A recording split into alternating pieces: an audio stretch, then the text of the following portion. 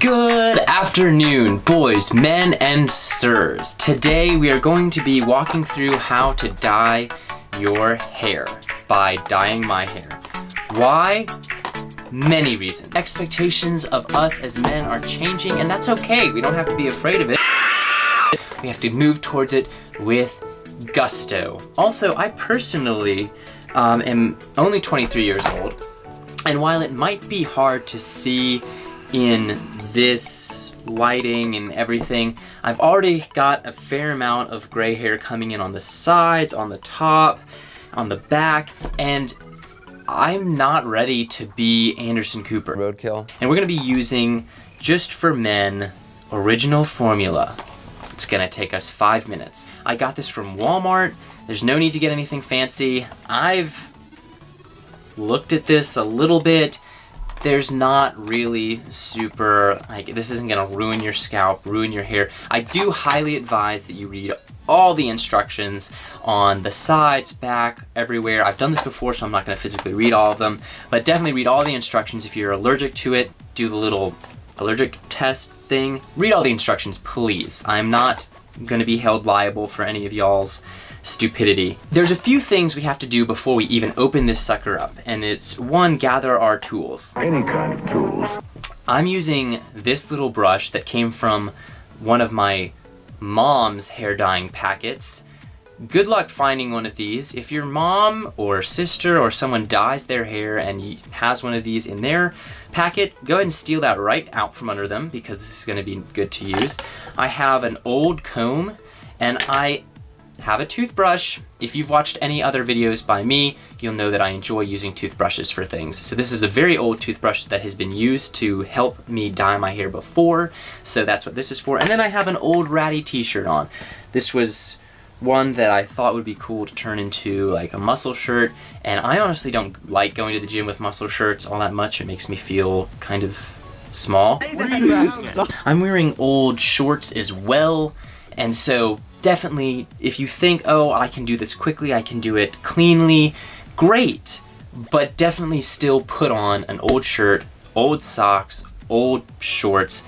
Don't take any risks. Also, we're about to move into the bathroom, and you'll be able to see that I have covered everywhere close to where we'll be working with a nasty, raggedy, old, disgusting ground cloth and towel. And that's because, again, this stuff, once you mix it up, gets everywhere.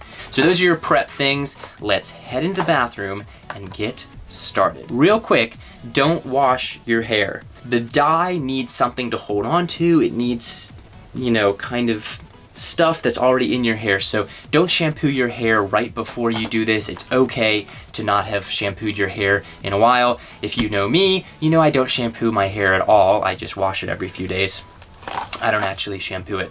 So my hair is ready to go. It hasn't been cleaned in, I think this is the 3rd day without a shower. So there's plenty in there for the little dye molecules to hold on to. Was that correct? I don't know. Let's do it. Okay, welcome to my bathroom. Cool story. This stuff on the wall is from when me and my siblings, thought it would be a good idea to decorate our bathroom ourselves, and so we used a lot of crayons and paints to write all over the wall. Also, this is not my regular shower curtain. This is obviously a blanket. I'm using it because the bathroom is really echoey, which is great for singing and, you know, putting on a little show in the shower, but not so good for recording a video. What I didn't tell you about in there is something that they say to do in the small print on these hair dyeing kits, but can sometimes be looked over. So I'm just taking a regular thing of petroleum jelly. This came from Walgreens or Walmart or something, and I'm just gonna go ahead along all my like hairlines, which includes my eyebrows, because I am gonna do my eyebrows as well. That's kind of what helps when you dye your hair. It looks natural as if you do your eyebrows, and it matches really well. So I'm gonna do my eyebrow lines on top and bottom, just kind of all around my eyebrows, and then I'm also gonna do my hairline as well. I'm not gonna go over the top. I'm not gonna go over the top and just cover my face with it, because useless, pointless.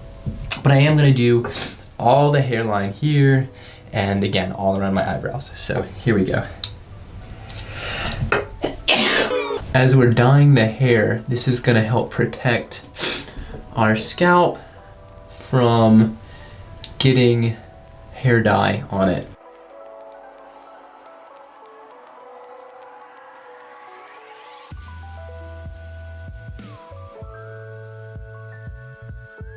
Now that we've prepped that, we will open up our box. So this is the applicator. We're gonna mix things into that. These are directions. Again, as I said, I've already read those. So this is what you're gonna mix, what we're gonna mix up, and these are our gloves. Always, always wear the gloves. So I'm gonna go ahead and turn on the fan, the little fan in here. It's gonna be noisy, but the fumes are not good. Nice little sound. Well, being that that sound is absolutely atrocious, we'll do a more quiet explanation of what's happening right now in post. You have your two bottles. One is an applicator and one has mix in it. You're going to open up the mix bottle and pour it into the applicator bottle. This is the bottle that has the long, cylindrical little pointer thing at the end. You're going to shake it up for a minute or two, or however long the directions say to mix it up. After that, you're going to break off the top of that bottle with your thumb or finger and start applying it to your brush and your head and any other way that you're going to start applying it. As you can see, I'm applying it with the brush.